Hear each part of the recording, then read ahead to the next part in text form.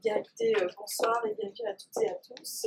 Donc, effectivement, amis, étudiants, collègues, je suis vraiment très très heureuse d'être là ce soir. Je ressens une très grande joie et une très grande gratitude aussi de pouvoir être sur ce moment-là avec vous parce que bien, de pouvoir être ici au Canada, qui est ma patrie aujourd'hui, et d'être aussi au Québec, Montréal, HEC Montréal, qui sont ma maison. Alors pour moi, c'est très important d'être là aujourd'hui et de pouvoir célébrer cet aboutissement de 3 ans de travail, cette naissance, voilà, qui est ici aujourd'hui. Et vous dire aussi que en fait, ce livre, le déclencheur, les personnes qui l'ont initié, souvent ça peut être une petite histoire effectivement à commenter, et bien figurez-vous, ce n'est autre que Jacques Languirand. C'est lui effectivement et son épouse Nicole Dumais, qui à une époque on travaillait très fort sur un site qui s'appelle Les Repères de Languirand. Et il m'avait donc sollicité pour faire des vidéos. Et c'est là que l'inspiration est venue sur les acteurs de changement. Donc le papa n'est autre que Jacques Languirand. Donc c'est quand même quelque chose d'assez extraordinaire. Et en fait, à travers ce livre, j'ai vraiment eu à cœur à la fois de rendre hommage aux acteurs de changement connus. Alors j'aurai l'occasion de vous lire 2 extraits, puisque j'ai eu vraiment l'immense privilège et j'ai bénéficié de la grande générosité de Guy Corneau, de Jacques Languirand, qui ont témoigné dans ce livre en tant qu'acteur de changement, ainsi que Thomas Dansembourg aussi, qui est un auteur belge et qui a lui-même été un acteur de changement dans sa vie. Donc, je vous citerai quelques passages. Et donc c'est d'abord de rendre hommage à ces acteurs de changement, des pionniers qui ont osé et qui effectivement font avancer la société, font évoluer le monde. Et puis c'est aussi de légitimer les acteurs de changement qui sont déjà à l'œuvre, dans l'ombre, pas toujours dans la lumière, pas toujours dans la notoriété, et puis aussi accompagner ceux qui sont en devenir, d'où le titre « Devenez un acteur de changement ». Alors l'écriture de ce livre, comment m'est venue, comment je l'ai appréhendé. En fait, j'ai vraiment, c'est avec mon âme et mon inspiration, ils ont été mes guides. C'est vraiment dans cet espace-là que ça s'est passé. Et comment dirais-je, c'est en fait l'âme et l'inspiration au sens de la petite voix. Vous savez, on a tous une petite voix qui nous parle et qui nous dit effectivement des choses vraies, qu'on écoute ou qu'on n'écoute pas toujours. Et cette petite voix, très jeune, m'a dit « Béatrice, ose te décaler, ose le décalage, ose prendre un chemin », alors qu'il m'a mis au Québec il y a 9 ans, ose prendre une route, un cheminement. Et ce cheminement, en tout cas depuis des années, pour moi, c'est la fidélité à soi-même. C'est de pouvoir effectivement, dans tout ce que j'entreprends et ce que je vais faire, essayer, parce que c'est pas toujours évident, mais de rester fidèle à soi. Et ce décalage d'ailleurs, alors j'utilise le mot décalage, mais je pourrais dire penser, agir différemment, autrement, choisir, je sais pas, un sillon, une voie de traverse. Évidemment, parfois, il y a des difficultés à oser se décaler. Les difficultés, ça peut être le jugement, l'incompréhension, le rejet. Mais il y a aussi une incroyable opportunité à le faire, c'est de changer la perspective. Quand on se décale, et en quittant la France, en venant ici au Québec, je me suis décalée d'un cadre de référence, d'une influence, d'une culture. Ça permet de prendre une autre perspective, une autre vision, de pouvoir appréhender les choses sous un autre angle. Et du coup, c'est une opportunité de revenir à soi, à qui on est vraiment, de pouvoir se reconnecter à notre essence et au ce pourquoi on est là. Quel est le sens de notre présence ici, sur cette terre, au sens large peut-être? Quel est le sens de notre mission? Et effectivement, c'est une occasion de ce fait d'imaginer, en tout cas d'envisager, devenir un acteur de changement dans cette perspective. Alors, qu'est-ce qu'un acteur de changement? Alors, quelques mots-clés que je pourrais vous citer, effectivement, c'est d'abord des personnes qui ont une vision et des valeurs différentes de ce que le monde a à offrir aujourd'hui, de ce que tu expliquais, effectivement, Stéphanie.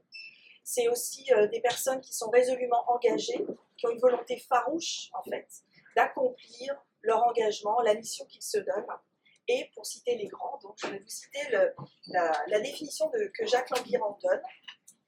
Donc ça a été vraiment un immense hommage de pouvoir le rencontrer et de l'interviewer. Alors la question que je lui posais, c'était « Monsieur Languirand, vous qui êtes sur ce chemin depuis longtemps, qu'est-ce qu'un acteur de changement? Comment le reconnaît-on » Eh bien, donc il précisait, c'est une personne qui a obligatoirement réfléchi à la situation dans laquelle nous sommes aujourd'hui. car tout le monde ne peut juger de la nécessité du changement. Il faut que cela vienne de personnes qui sont justement interrogées sur leur propre démarche, si je puis dire, et qui parfois ont été inspirées par des lectures. Ces personnes ont accepté de se poser des questions. C'est aussi simple que cela. Et d'en poser aux autres aussi. Ils s'interrogent également sur ce qui est de nature à changer ou ce que l'on devrait changer. C'est une question importante. Que doit-on changer? Certains ont besoin d'y réfléchir et d'autres le font instinctivement et s'engagent naturellement sur cette voie. Voilà sa définition. Alors, vous aurez accès effectivement à son témoignage qui est passionnant, plus longuement. Et maintenant, Guy Corneau, sous un autre nom, je ne présente même pas Jacques Languerrand parce qu'ici tout le monde connaît. Guy Corneau, c'est un psychanalyste jungien, je pense que certains d'entre vous aussi le connaissent. Alors lui, c'était vraiment riche aussi parce qu'il apporte encore une autre perspective. Guy Corneau précisait ici la force du choix. Le changement actuel va demander à chacun de s'appuyer solidement sur son essence créatrice, sur sa capacité de cohérence, sur le courage de remettre en question sa personnalité essentiellement basée sur les peurs afin de devenir un acteur de changement conscient.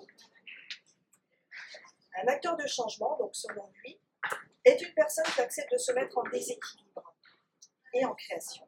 C'est-à-dire qu'elle accepte de remettre en cause des états statiques en elle, des structures rigidifiées par le temps, voire des états intérieurs pour aller au-devant de ses peurs, en faisant preuve à la fois de courage et d'audace. Et donc il concluait en disant, selon lui, pour être un acteur de changement, il convient d'oser se mettre en changement soi-même pour oser vivre et oser aller vers notre pulsion créatrice profonde. On reconnaît bien là la patte du maître. Son ouvrage Le meilleur de soi est vraiment très inspiré de ça. Il parle beaucoup donc de cette créativité, cette force créatrice qui est en chacun de nous. Alors c'est une opportunité, ce décalage, d'envisager ce monde sous une perspective, de revenir à soi, à cette pulsion créatrice que chacun d'entre nous a. C'est pour ça que selon moi, nous sommes tous des acteurs de changement. Alors le mot acteur, dans ce livre, je ne l'ai pas choisi par hasard. Parce qu'acteur, dans le mot acteur, il y a le mot acter. Et effectivement, dans un premier temps, c'est déjà d'acter d'un certain nombre de dysfonctionnements, de malaise, de mal-être, comme on l'évoquait aussi Stéphanie tout à l'heure, de se poser des questions, comme disait Jacques Languerrand, de retrouver le sens, la mission que l'on veut se donner pour espérer non pas subir, mais agir, non pas survivre, mais vivre. Donc, acter étant la première étape de conscientisation pour ensuite agir, parce que sinon on reste au stade de l'indignation en fait. Agir, mais comment agir? Alors, il y a une formidable petite histoire, en fait, amérindienne, je ne sais pas si vous la connaissez, du colibri. Je trouve qu'elle résume tellement bien cette dimension. Donc je vais la faire simple, la petite légende, là, en quelques mots. C'est l'histoire d'une forêt qui prend feu et tous les animaux fuient la forêt en urgence, évidemment, peur pour eux-mêmes et leur survie. Et du coup, donc, ils sortent de cette forêt. Et seul un petit colibri prend de l'eau dans son bec et l'emmène dans la forêt donc, embrasée, puis repart, revient, à chaque fois en remplissant son bec. Et le tatou le regarde du médaillon, mais qu'est-ce que tu fais là? Tu crois donc que ça aura une quelconque incidence? Eh bien, je fais ma part, répondit-il. Et donc, effectivement, c'est agir, c'est une occasion de nous redéfinir, de nous révéler, de nous exprimer comme acteurs de changement, d'exprimer ce que nous portons au fond de nous, depuis toujours, car tout est là, finalement, et de pouvoir le redonner au monde et l'exprimer. Chacun à sa mesure, chacun avec son propre engagement, à son niveau, et surtout avec sa couleur. C'est peut-être ça, effectivement, d'agir. Agir à titre individuel, à titre collectif, au niveau des organisations, en tant que parent, on peut être un acteur de changement à bien des niveaux. Et effectivement, c'est un peu dans cette perspective aussi que j'ai construit la deuxième partie pour pouvoir situer à quel endroit j'ai le goût d'être un acteur de changement. Mais en comprenant évidemment que ça passe avant tout et ça part avant tout de soi. Alors en fait, en conclusion, je dirais simplement que finalement, toutes ces crises sont des opportunités de nous re-questionner, de redéfinir le sens que l'on veut donner, la mission que l'on se donne. Encore récemment, je coachais des managers, des directeurs en fait à la ville de Québec, et je me rends compte dans mes coachings, qu'ils soient personnels pour des personnes en transition ou professionnellement dans leur contexte managérial. Eh bien aujourd'hui, beaucoup de gens se posent la question de savoir ce pourquoi ils sont là. Quel est le sens de leur engagement dans leur organisation ou dans leur vie. Et de redéfinir la mission qu'ils se donnent. Parce qu'évidemment, dans toute cette turbulence, eh bien, on finit par perdre l'essentiel. Et ces opportunités de se re-questionner, de se poser des questions, nous amènent à faire un choix nécessaire. Le choix est là, en fait. Donc de subir ou d'agir. Et ce choix, évidemment, nous amène à considérer des changements de paradigme. Donc ce n'est pas une mince affaire, ce ne sont pas des petites décisions.